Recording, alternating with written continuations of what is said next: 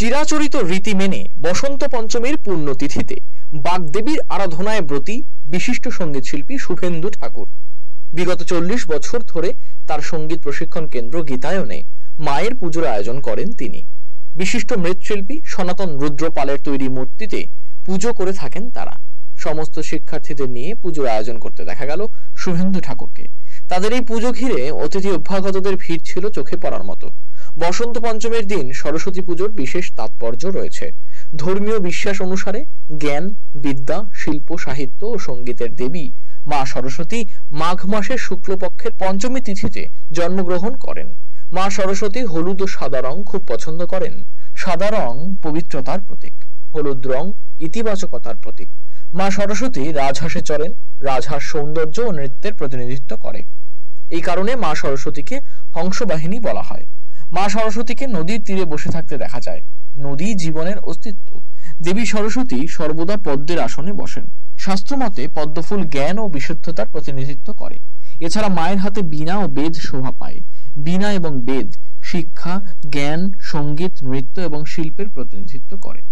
পুজোটা 40 বছরের বছর এবং সনাতন রুদ্রপাল এর মতো মানুষ এবং সব থেকে বড় কথা একজন শিল্পী হতে গেলে একজন ভালো মানুষ হতে হয়। তার সঙ্গে আমি ব্যক্তিগতভাবে মেলামেশার সুবাদে বলতে পারি তার মতো মানুষ খুব কম দেখেছি। এইরকম মাপের একজন শিল্পীর, এত মহৎ শিল্পীর, এত কিংবদন্তি শিল্পীর এরকম হামদল এবং এত ডাউন টু আর্থ মানুষ।